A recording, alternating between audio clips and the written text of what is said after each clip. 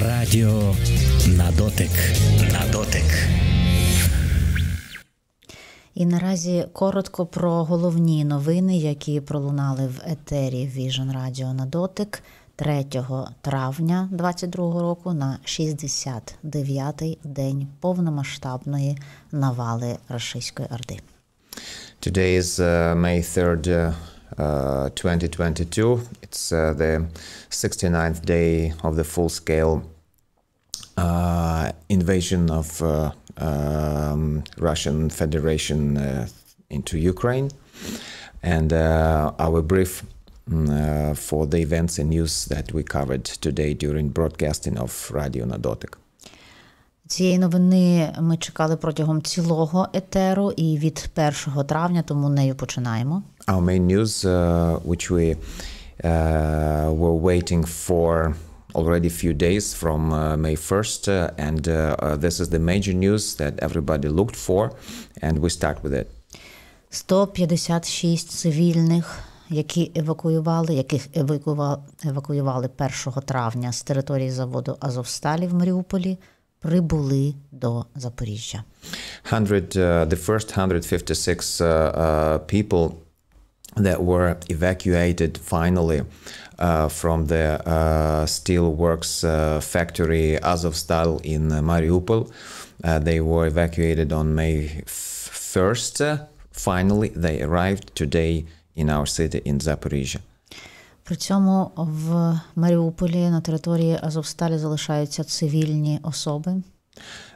Still, there remain civilians in Mariupol at the territory, at the facility of this metal factory. І сьогодні о 16:15 заступник командира полку Азов Святослав Паламар повідомив про штурм заводу Азовсталь. Він триває, захисники роблять все можливе, щоб його відбити. And even today at 4:15 p.m.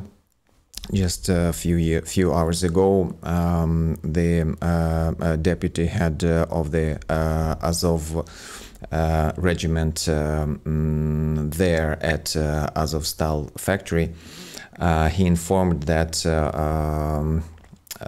the occupants,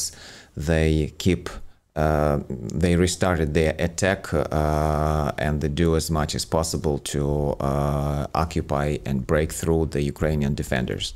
Пряма мова. Станом на цю хвилину триває потужний штурм території заводу Азовсталь. And let me cite, right at this very minute, there is a powerful storming attack of the Azovstal facility. За підтримки бронетехніки, танків, зі спробами висадки десанту за допомогою катерів та великої кількості піхоти. They use armored vehicles, tanks. They also use the Marines and the military boats in order to attack and lots of other soldiers to break through. Ми робимо і зробимо все можливе, щоб відбити цей штурм, але закликаємо вжити негайних заходів щодо евакуації цивільних. We do our best to fight back and defend from it. However, we call for immediate measures to get the remaining civilians from the facility evacuated. Продовжуємо пильнувати цю тему і дуже дякуємо світовому співтовариству за підтримку, за увагу до цієї теми і за допомогу у евакуації цивільних. Сподіваємось, евакуація відбуватиметься. We keep our eye on the subject, and we really appreciate all of the international attention for the support and for all your help in order to resolve this crisis. Ще одна новина, не безпосередня про Запоріжжя, як і перша, але безпосередньо пов'язана із Запоріжжям. Another news which are also not directly about Zaporizhya, about our city. However, this news are also closely connected with us. Йдеться про переоцінку радянських свят, яке зараз відбувається. And we talk about re-evaluating Russian, not Russian, but Soviet, but also Russian, contemporary Russian holidays. And there is a re-evaluation of those holidays taking place in Ukraine and around the country. Верховна Рада України проголосувала за перенесення святкування Дня Перемоги на 8 травня. First of all, the Parliament of Ukraine voted in favor to move the celebration of the Victory Day from the 9th to the 8th of May. Раніше 9 травня відзначалося як День Перемоги, і це був вихідний день. Until this year, it was the celebration took place always on May 9th, and this day was always announced a holiday, meaning nobody works on this day. Відтепер, і зокрема це 9 травня, понеділок, звичайний робочий день в Україні. From now and on, and starting even from May 9 this year, it will be a regular working day in Ukraine. Офіційне 8 травня тепер називатиметься Днем пам'яті та перемоги над нацизмом у Другій світовій війні. When it comes to actually the holiday, the main May 8th, the name of it would be the Remembrance Day and the day in memory of the victory over Nazism during World War II. Повертаємося до подій в Запорізькій області. Зокрема, сьогодні спілкувалися із фермером не з Запорізької області, але говорили про посівну і про ситуацію з продовольчою програмою і виконанням цієї продовольчої програми. Let's get back to Zaporizhya region, and we talked today to the farmer, although he's not from our own region, but we discussed with this farmer on the agricultural season, how the cultivation going on, and what are the forecasts for the food supply. В контексті цієї теми повідомлення з Мелітополя і з Мелітополя. In this context, we got information from Melitopol city. Російські голодранці крадуть сільськогосподарське обладнання, зерно і будівельні матеріали. The Russian looters steal agricultural equipment and machinery, and also the grains they harvested from last year. Викрадена техніка з дилерського центру John Deere в Мелітополі вказує на організовану операцію, в рамках якої навіть використовується російський військовий транспорт. The very fact how recently they robbed the dealership center of John Reed company in Melitopol. The way how it was arranged tells that the crime was well organized, and even Russian military vehicles were used to take part in this robbery. Окупанти вивезли 27 одиниць дорогої техніки. The occupants, they've stolen 27 units of very expensive vehicles. Завдяки GPS на техніці вдалося з'ясувати, що її доставили до Чечні.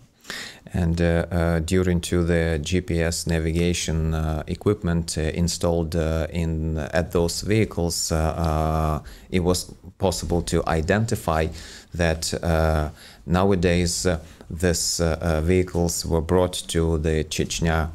А викрадене зерно везуть до анексованого Криму. To Chechnya region in southern part of Russia, and when it comes to the grain harvest, they bring it to the occupied Crimea.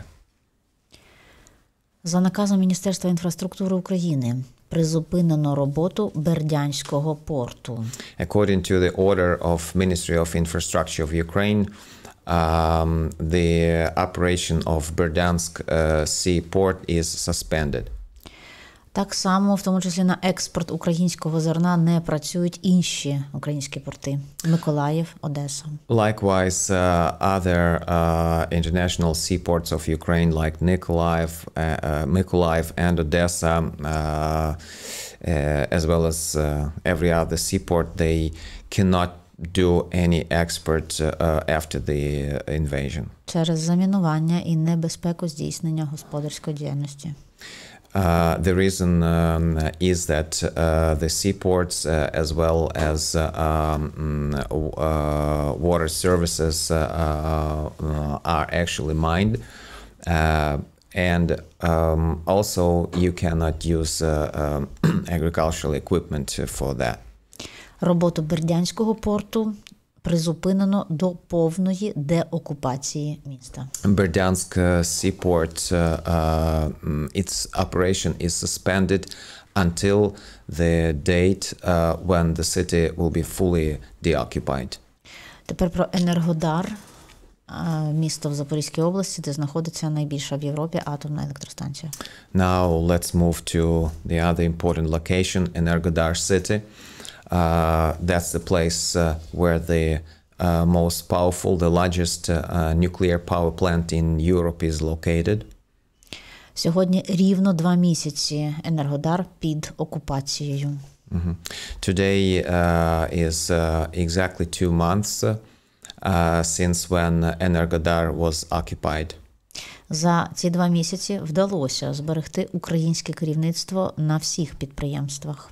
During these 2 months, it was still possible to keep Ukrainian managers at all major industrial facilities in this strategic city. Працівники отримують зарплатню відповідно до українського законодавства. The workers keep receiving their salaries according to Ukrainian laws. На Запорізькій атомній присутні окупанти на самому підприємстві і військова техніка. Також є командування Росатому. Although major industrial facilities, which are both power plants, nuclear power plant and coal-fired power plant, although they both are in operation, but the Russian guards they are there, located there at the nuclear power plant. Але атомна працює в українській енергосистемі і для неї працює на повну потужність. Nevertheless, nuclear power plant keeps operating within the Ukrainian electricity grid, and it provides electricity for the Ukrainian grid, and it operates at its full scale. Такими є основні новини за 3 травня разом до перемоги. Those were the main events for May 3rd here, and we keep moving towards the victory.